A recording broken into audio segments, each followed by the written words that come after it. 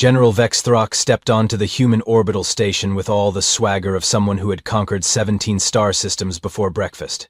His scaled purple hide gleamed under the artificial lighting, and his four eyes swept the docking bay with the kind of casual disdain usually reserved for inspecting particularly disappointing cafeteria food. "So," he announced to nobody in particular, his voice carrying that special blend of authority and condescension that only comes from being born into military royalty. "These are the famous humans I've heard absolutely nothing impressive about." Captain Maria Rodriguez emerged from behind a cargo container, looking about as concerned as someone checking their watch before a dentist appointment. Which is to say, not at all.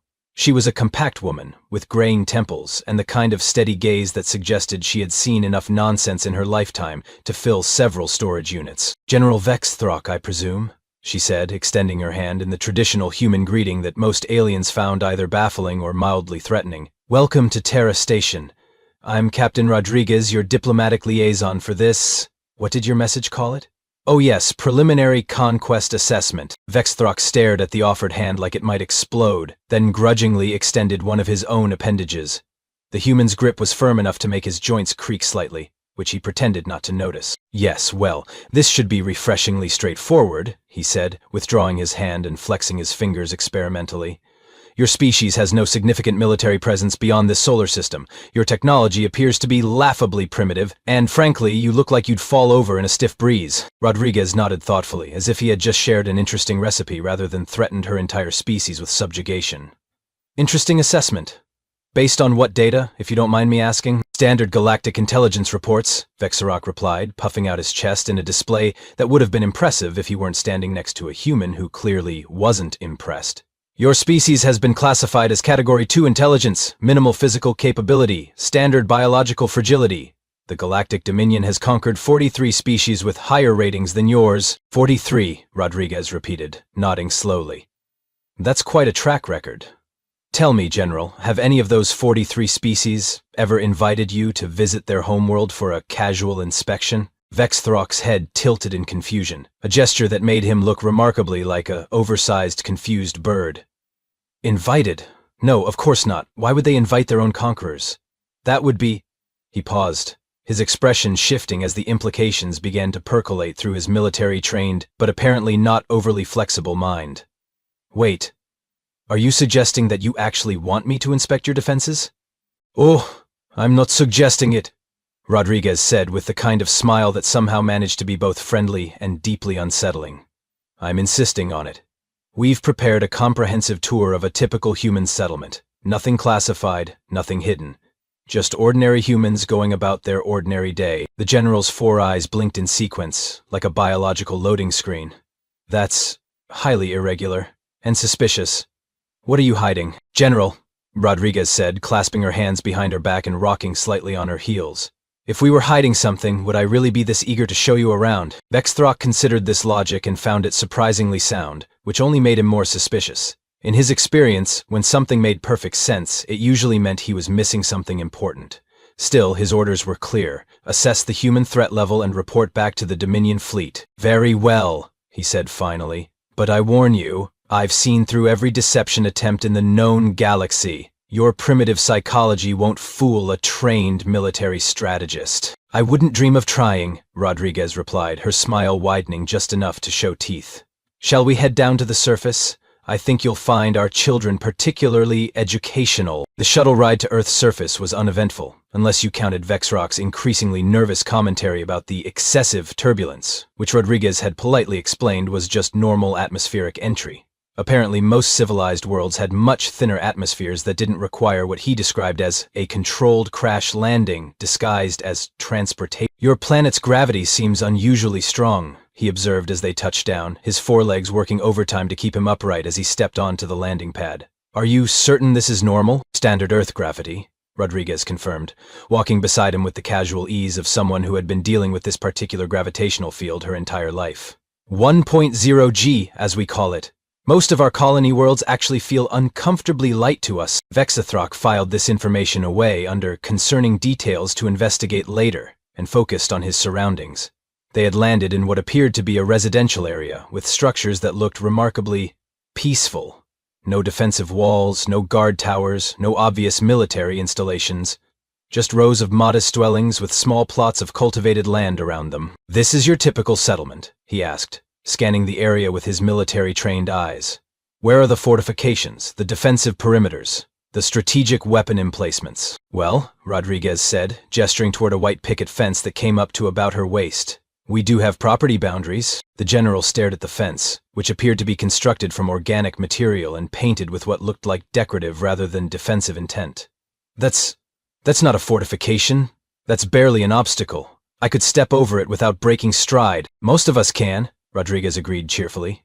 "Though the Hendersons did install a gate last year, really streamlined the mail delivery process." As they walked down what the humans apparently called a street, Vexthrock became increasingly bewildered by the complete absence of military preparation.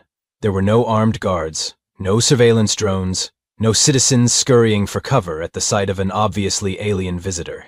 Instead, there were just humans, going about their daily activities as if the fate of their planet wasn't currently being decided by a representative of the most powerful military force in the galaxy. "Excuse me," he said, stopping beside what appeared to be a human tending to some kind of decorative plant life. "Aren't you concerned about the alien invasion currently being planned for your world?" The human looked up from his gardening, squinted at Vexthrock for a moment, then shrugged. "Are you the alien in question? I am General Vexthrock of the Galactic Dominion, conducting a military assessment of your species' conquest viability." "Well, that's nice," the human said, returning to his plants. "Try not to step on the tulips. They're just starting to come up." Vexthrock stared at the human, then at Rodriguez, then back at the human. He's not concerned at all." "Should he be?" Rodriguez asked. "I mean, you're just here to look around, right? No actual invading planned for today." "Well, no, but..."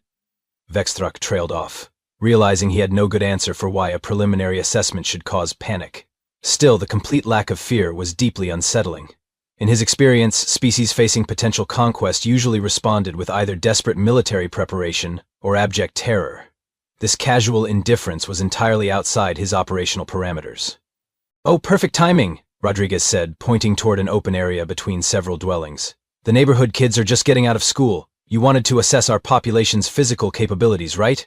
Well, there's a representative sample of our youth." Vexthrock looked toward the area she indicated and saw approximately 15 small humans engaged in what appeared to be some form of recreational activity. They were running, jumping, and making the kind of high-pitched vocalizations that suggested either joy or mortal terror. Given the context, he assumed it was recreational rather than emergency-based. "Your children," he said slowly, "are playing outside, unguarded, during a potential military crisis." "It's Tuesday," Rodriguez said, as if this explained everything. "They always play outside on Tuesday. Weather's nice and Mrs. Patterson volunteered for playground supervision duty this week." "Playground supervision?" Vexthrock's head swiveled toward an elderly human female sitting on what appeared to be a primitive observation platform. "That single individual is responsible for the safety of 15 juveniles?" "Oh, Mrs. Patterson's very experienced," Rodriguez assured him. "She raised 4 children of her own and has been watching the neighborhood kids for 30 years. Plus, she's got that whistle." The general observed the elderly human, who appeared to be reading some form of printed material while occasionally glancing up at the young humans. She did indeed possess a small metal device suspended from a cord around her neck, though its military applications seemed limited. "This is highly irregular," he muttered, pulling out his portable scanner to begin analyzing the situation.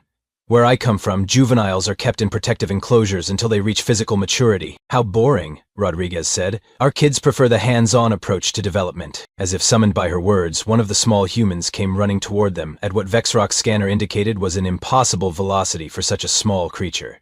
The child skidded to a stop directly in front of the general, looked up at him with wide eyes, and announced, "Cool! Are you a lizard person? My brother said lizard people aren't real, but you look super real to me." Vexthrock stared down at the small human, whose enthusiasm seemed entirely undiminished by the fact that she was addressing a member of a species that could theoretically conquer her entire world. Yes. I suppose I am a lizard person." "Awesome," the child declared, then turned and shouted to her companions. "Hey, everybody, come meet the lizard person. He's really tall." As 15 small humans began converging on his position with obvious excitement rather than fear, Vexthrock began to suspect that this inspection might not proceed according to standard protocol. "All right, kids, give our visitor some space," Rodriguez called out as the small humans formed an enthusiastic semicircle around Vexthrock. He's here to observe, not to be poked and prodded. Can we poke him a little? Asked a small human with dirt-stained knees and what appeared to be tree sap in her hair. Just to see if he's squishy. Emma, we don't poke guests, said Mrs. Patterson from her observation platform, not looking up from her reading material. Remember your manners. Vexthrock activated his portable scanner, intending to conduct a basic assessment of juvenile human physiology. What he saw on the display made him check the device twice to ensure it was functioning properly. Captain Rodriguez, he said slowly. According to my readings, the atmospheric composition here is 21% oxygen. That sounds about right, she confirmed. Why? Oxygen is a highly corrosive gas. Most species require breathing apparatus in concentrations above 8%. These children are not only surviving in this toxic environment, they're engaged in vigorous physical activity. Rodriguez tilted her head thoughtfully. Huh, I never really thought about oxygen being corrosive. Is that why you keep making that wheezing sound? Vexthrock realized he had indeed been unconsciously filtering his breathing since arriving on the planet. This atmosphere would kill most of my soldiers within hours, even with partial protection. Well, that seems like poor military planning on your part, said Emma, who had apparently been eavesdropping. Why don't you just hold your breath better? Before Vexthrock could explain the biological impossibility of simply holding breath better, his scanner began chiming with increasingly urgent alerts.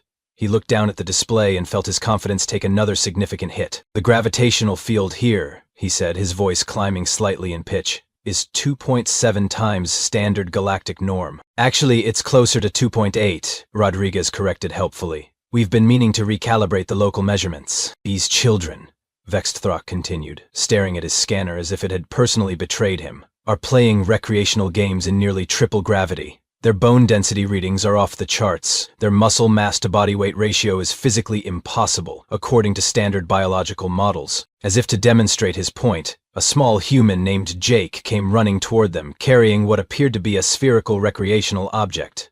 According to Vexthrock's scanner, the ball weighed approximately 15 standard units, which should have required industrial lifting equipment to move. Hey, lizard person, Jake called out cheerfully. Want to play catch? Before Vexthrock could respond, Jake hurled the sphere directly at him, with what his scanner calculated as enough force to dent military-grade armor plating.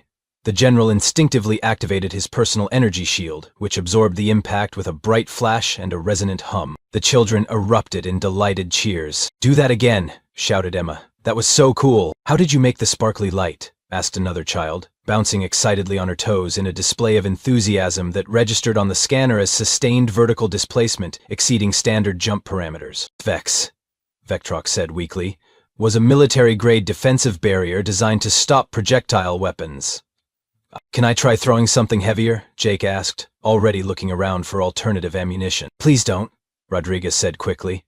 We just got the playground equipment prepared from the last time you kids played See How Far We Can Throw Things. Vexthrock's 4 eyes focused on the playground equipment she mentioned, and his scanner automatically began analyzing the structures.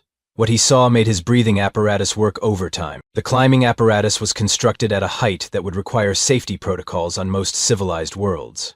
The swinging devices operated on pendulum principles that generated enough force to launch most species into low orbit, and the sliding mechanism had an incline steep enough to be classified as a controlled fall device. This, he said, pointing a shaking appendage at the playground, is not recreational equipment.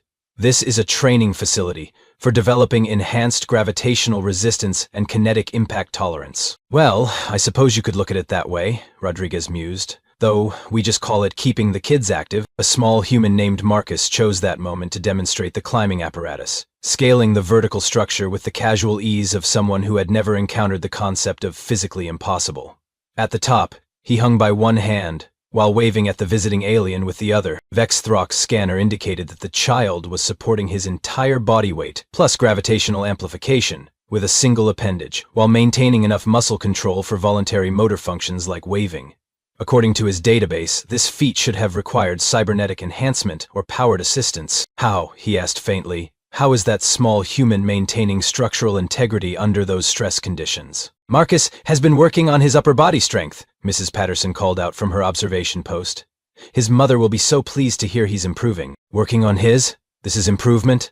Vexthrock watched as Marcus released his grip and dropped approximately 4 meters to the ground, landing in a perfect crouch, before immediately sprinting toward another piece of equipment. That fall should have caused catastrophic skeletal damage, Oh, the playground has impact-absorbing surfaces, Rodriguez explained. We're very safety-conscious when it comes to our children. Vexthrock knelt down and pressed his scanner against the ground surface. The readings showed a thin layer of cushioning material over standard planetary substrate. This padding, he said slowly, provides approximately 15% impact reduction. Right, much safer than the old concrete surfaces we used to have. 15% reduction, Vexthrock repeated, his voice taking on the hollow tone of someone whose worldview was systematically crumbling. You consider a 15% reduction in impact force to be adequate safety protection for developing juveniles. Well, we also teach them how to fall properly, Rodriguez added.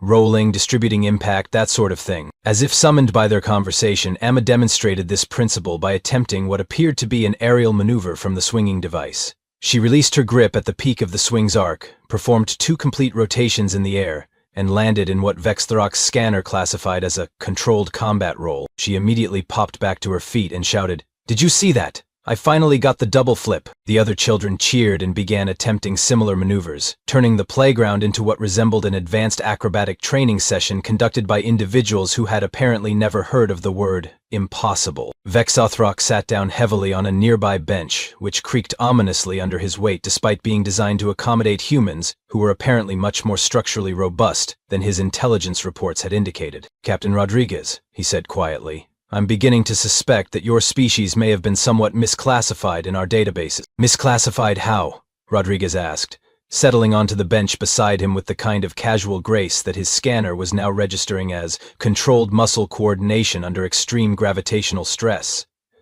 "Well, for starters," Vexthrock said, watching as 3 small humans began what appeared to be a pursuit-based recreational activity. "Your intelligence reports listed humans as having limited endurance capabilities and standard mammalian cardiovascular systems." "It sounds reasonable," Rodriguez nodded. "What's your concern?" Vexthrock pointed at the children who were now engaged in what they called tag, which involved one individual pursuing the others at maximum velocity until physical contact was achieved, at which point the roles would reverse and the pursuit would continue. "That activity has been ongoing for approximately 7 minutes. My scanner indicates sustained cardiovascular output at levels that should have caused system failure in most species after 90 seconds. 7 minutes? Rodriguez checked her watch. "Oh, they're just getting warmed up. Last Tuesday, the Henderson kids and the Martinez twins played tag for about 3 hours straight." 3 hours, Vexthrock repeated, his voice hollow, "of continuous high-intensity pursuit activity." "Well, with a few breaks for snacks and water," Rodriguez clarified.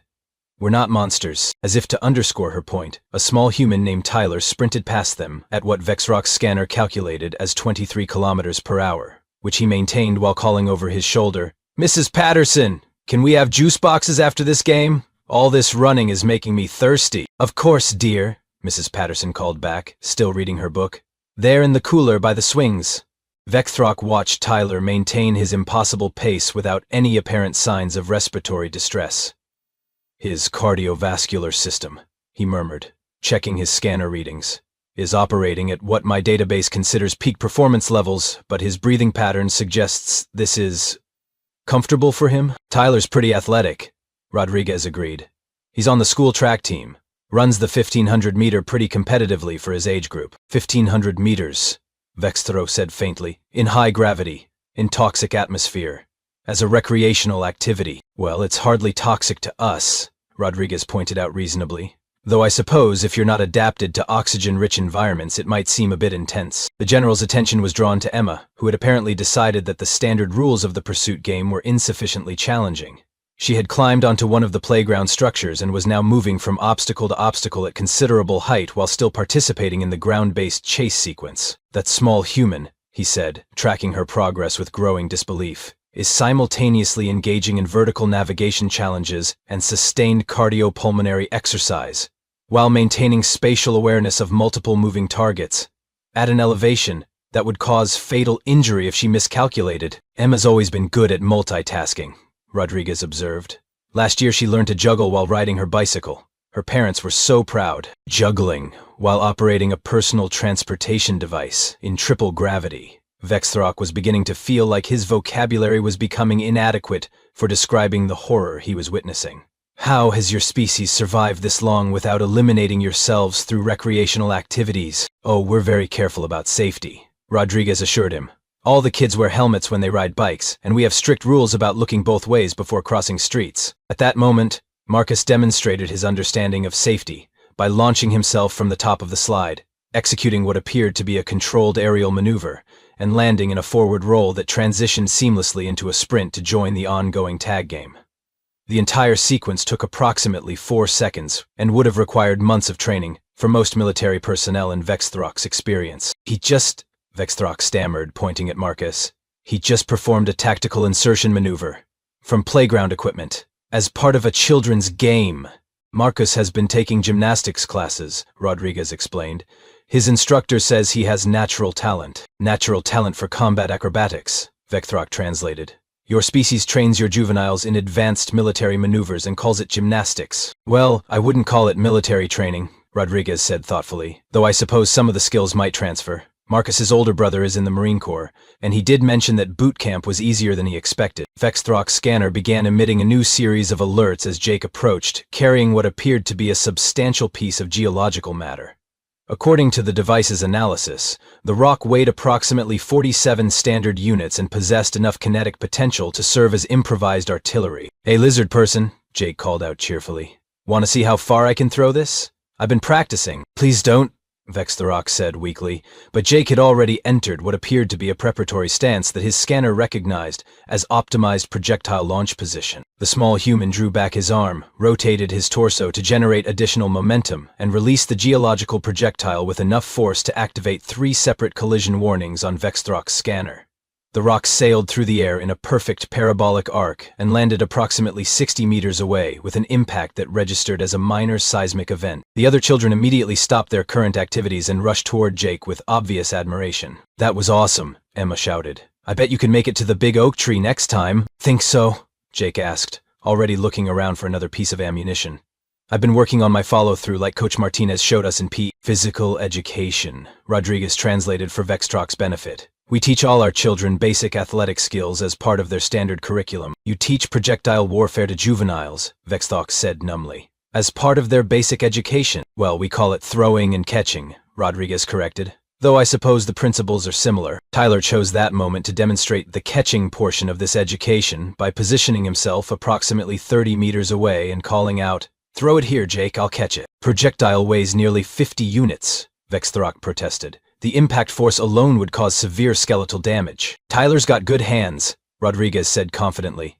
"He plays catcher on the Little League team." Jake wound up and hurled the rock toward Tyler with the same casual competence he had displayed moments earlier. Tyler tracked the incoming projectile, adjusted his position with fluid precision, and caught the massive stone with a technique that Vexthrock's scanner classified as Advanced Kinetic Energy Absorption Methodology. "Nice catch," Jake called out, and Tyler immediately threw the rock back with equal accuracy and force. Vexthrock watched this exchange of what amounted to improvised artillery shells being conducted by small humans who were treating it as a casual recreational activity.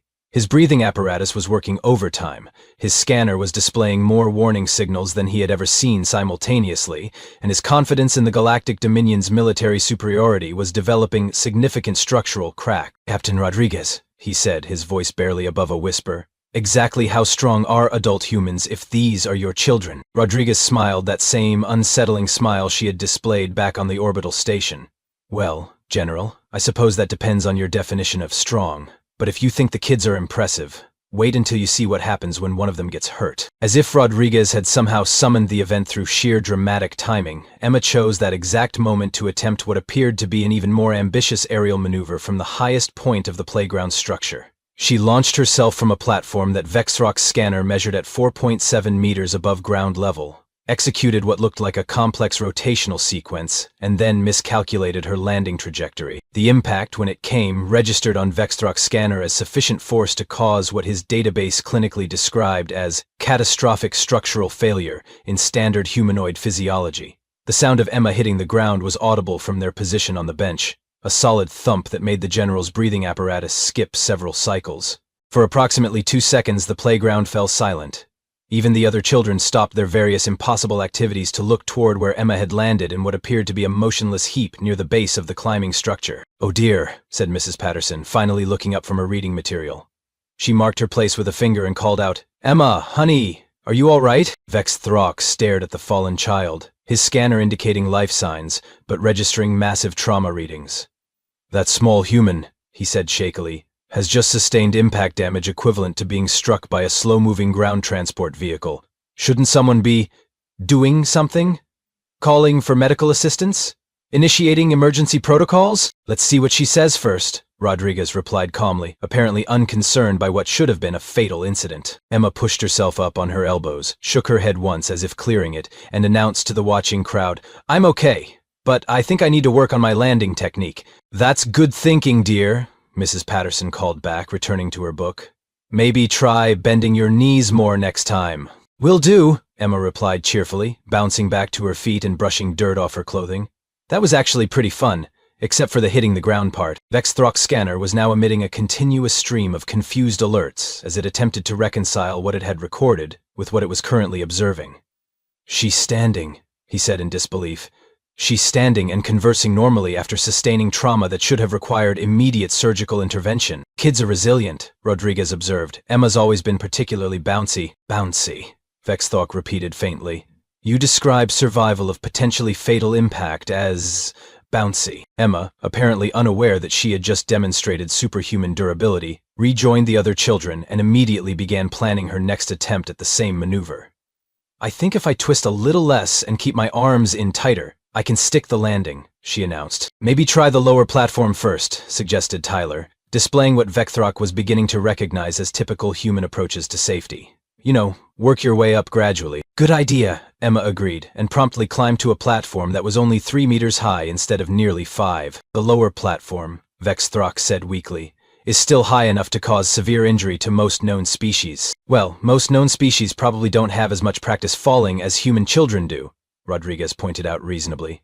"Emma's been climbing things since she could walk. She's gotten pretty good at not getting seriously hurt." "Not getting seriously hurt," Vex Throck repeated, "while engaging in activities that would be classified as extreme hazard scenarios on civilized worlds." His scanner chose that moment to provide additional context by analyzing Emma's recent impact and comparing it to his species' durability parameters.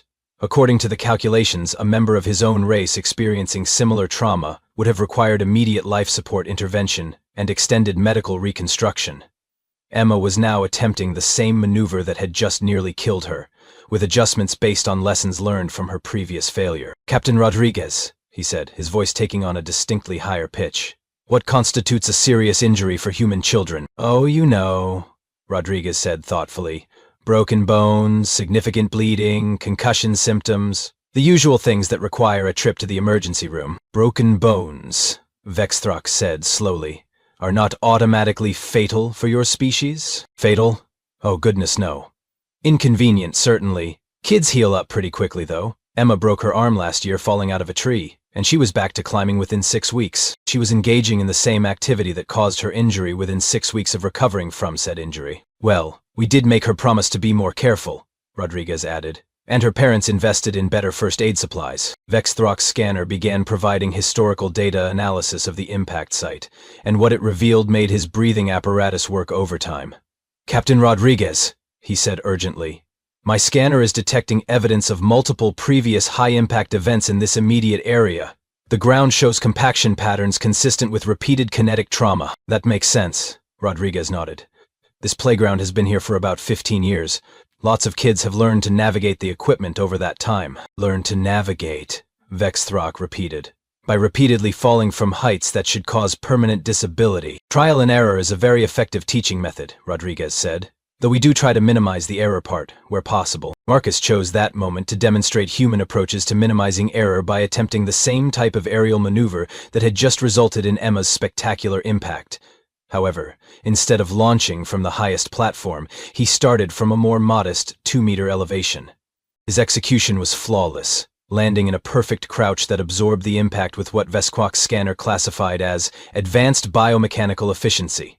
The other children applauded appreciatively. "See," Rodriguez said, "Marcus learned from watching Emma's technique. Very practical educational approach." "Injury-induced approach," Vex Throck said numbly. "You use injury-inducing activities as learning opportunities." "Well, we try to avoid the injury part," Rodriguez clarified. "But yes, controlled risk-taking is considered important for childhood development.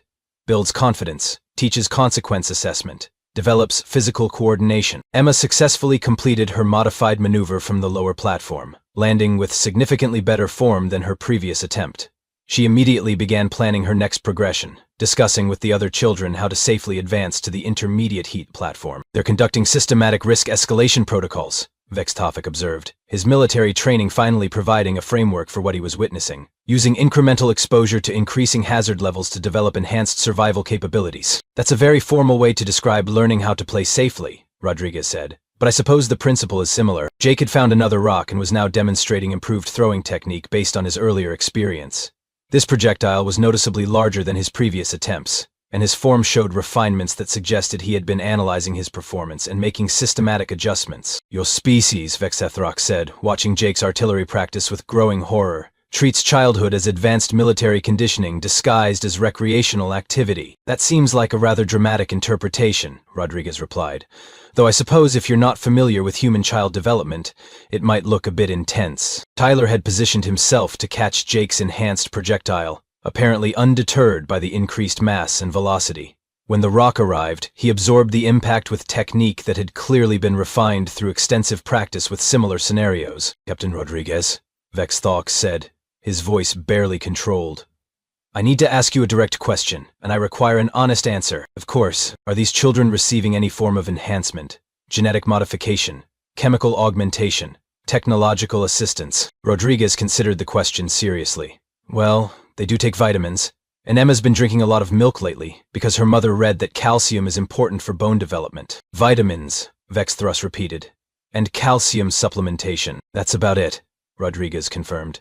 Unless you count the fact that Jake's been eating more protein since he started getting serious about baseball. His coach recommended it for muscle development. Vextofik looked at Jake, who was now casually lifting geological samples that should have required mechanical assistance, powered by nothing more than dietary protein and what appeared to be recreational enthusiasm.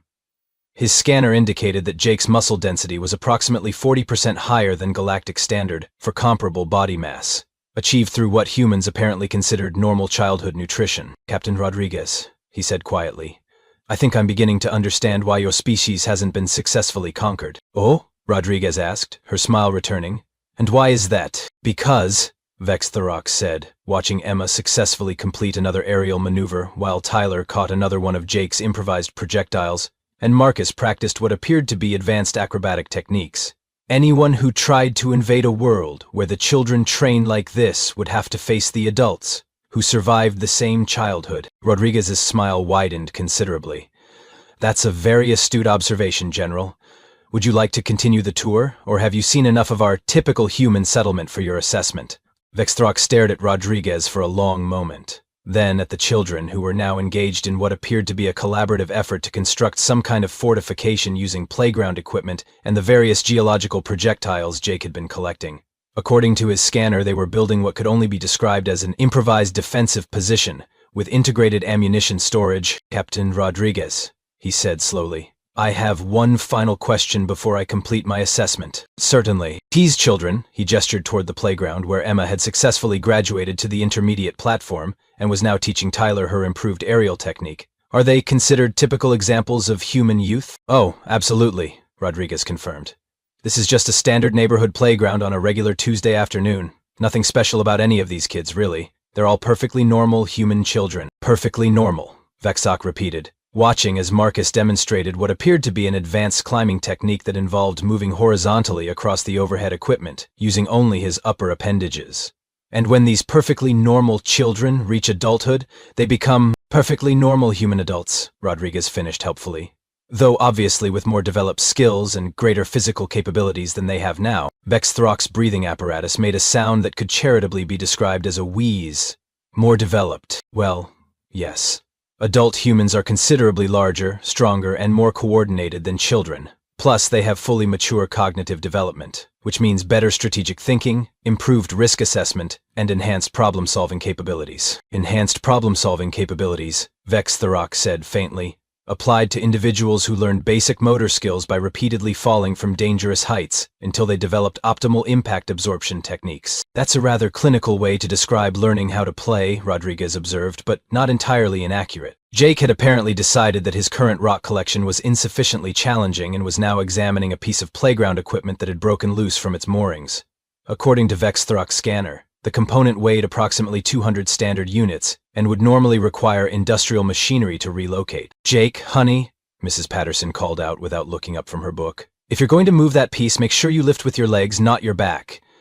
We don't want you pulling a muscle." "Okay, Mrs. Patterson," Jake called back cheerfully, adjusting his stance to demonstrate proper lifting biomechanics before hoisting the massive component with apparent ease. "Your species," Vexthrock said, his voice barely above a whisper, "teaches optimal heavy lifting techniques to children as basic safety education." "Well, we don't want them to hurt themselves," Rodriguez said reasonably. "Proper body mechanics are important for preventing injury during physical activity that involves moving objects that would challenge military-grade construction equipment." "Jake's always been a strong kid," Rodriguez acknowledged. "His father works in construction, so he's learned good technique from watching." Vexthrock activated his personal communication device with hands that were trembling slightly.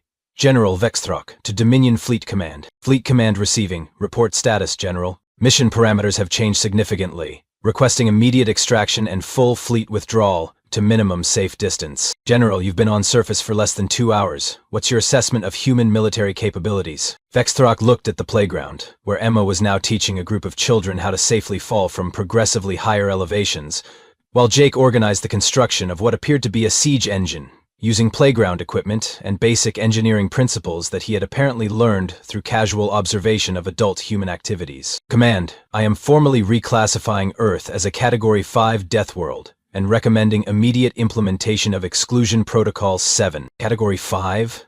General, that classification is reserved for planets with extreme environmental hazards and hostile apex predator species. Our intelligence indicates Earth has a benign ecosystem, with no significant threat indicators." "Command," Vexthrock said, watching Tyler demonstrate what appeared to be advanced tactical movement techniques, while participating in a modified version of the pursuit game. "I am observing human juveniles engaged in routine recreational activities that would qualify as advanced military training exercises on our homeworld. They are performing these activities in environmental conditions that would require life support systems for our personnel, while displaying physical capabilities that exceed our elite soldier enhancement programs." "Are you saying the humans have developed some kind of super soldier program?" "Negative, Command. I'm saying they call it childhood." There was a long pause on the communication channel. "General, please clarify. The individuals I am observing are not enhanced adults. They are standard juvenile humans, engaged in normal recreational behavior for their age group. They have achieved these capabilities through what they describe as playing outside and getting exercise. Their educational system includes systematic exposure to controlled hazard scenarios designed to develop enhanced physical resilience and problem-solving abilities." Marcus had now progressed to demonstrating what appeared to be complex three-dimensional navigation techniques, moving through the playground equipment with fluid efficiency that suggested advanced spatial awareness and kinematic planning capabilities. "Furthermore," Vexthrock continued, "when these juveniles sustain injury during their training activities, they analyze the failure, adjust their technique, and immediately attempt the same maneuver with improved methodology. They treat potentially fatal scenarios as learning opportunities." "General, are you requesting medical evaluation? Your report suggests severe stress-induced psychological compromise." "Command, I am submitting a formal recommendation that Earth be classified as off-limits to all Dominion military operations. Any species that uses what we would consider advanced military conditioning as standard childhood development is not a suitable target for conventional conquest strategies." Emma had successfully taught 3 other children her aerial technique and was now moving on to what appeared to be even more ambitious maneuvers. The group was treating each attempt as a collaborative learning experience, with participants providing technical analysis and safety recommendations to optimize performance. "Additionally," Vexthrock said, his voice gaining strength as he reached his final conclusions, "I am recommending that Earth be designated as a protected research zone. Any species that can achieve these capability levels through purely biological development and environmental conditioning represents a significant advancement in evolutionary adaptation that should be studied rather than conquered." "General, You're recommending that we retreat from a pre-spaceflight civilization because their children play too vigorously? Vexthrock watched Jake successfully relocate the playground component to a position where it could serve as additional climbing apparatus, while Emma began instructing the other children in advanced landing techniques that incorporated elements she had learned from her recent high-impact educational experience. "Command," he said firmly. "I'm recommending that we retreat from this system, because if these are their children at play, I don't want to discover what their adults are like when they're serious." "Understood, General. Extraction shuttle is en route. Estimated arrival in 20 minutes. Acknowledged, Command. And please log a permanent notation in the navigation database. Earth system is designated Exclusion Zone Alpha. Under no circumstances should Dominion forces approach within 5 light-years of this location." 5 light-years, General? That seems excessive. "Command," Vexthrock said, watching as the children began organizing themselves into what appeared to be opposing teams for some kind of competitive activity that would probably qualify as warfare simulation on most civilized worlds. "Trust me on this one." He deactivated the communication device and turned to Rodriguez, who had been listening to his conversation with obvious amusement. "Well, General," she said cheerfully, "I hope your visit has been educational." "Educational," Vexthrock agreed weakly. "That's certainly one way to describe it." "Before you leave," Rodriguez added, "the children wanted to show you their new game. They call it Alien Tag, and apparently it involves trying to activate energy shields through strategic projectile application." Vexthrock looked toward the playground, where 15 small humans were indeed organizing themselves into what appeared to be tactical formations while discussing optimal techniques for what they cheerfully described as making the sparkly lights happen again. "Captain Rodriguez," he said, backing slowly toward the extraction point, "please convey my regrets to the children, but I believe my shuttle will be arriving shortly." "Of course," Rodriguez said, her smile now reaching levels that could only be described as deeply unsettling. "It's been a pleasure hosting you, General. Please feel free to visit again any time." "That's very kind," Vexthrock replied, "but I suspect that won't be necessary." As his extraction shuttle appeared in the sky above them, the children paused in their tactical planning to wave enthusiastically at their departing visitor. "Bye, lizard person," Emma called out. "Thanks for showing us the cool shield thing. Come back soon," added Jake, still casually holding a piece of equipment that weighed more than most small vehicles. "We'll practice our projectile techniques so we can show you better games next time," Tyler contributed helpfully. Vexthrock boarded his shuttle with movements that could charitably be described as rapid and immediately began composing his final report as they achieved orbit. Personal log General Vexthrock, Galactic. Standard date 2847-3. Subject: Earth System Assessment and Exclusion Recommendation. Summary: Earth contains a species that has achieved apex predator status through environmental conditioning rather than technological enhancement. Their child-rearing practices involve systematic exposure to hazard scenarios that would qualify as military training in most civilizations. Recommend immediate implementation of permanent exclusion protocols and classification as Category 5 Deathworld.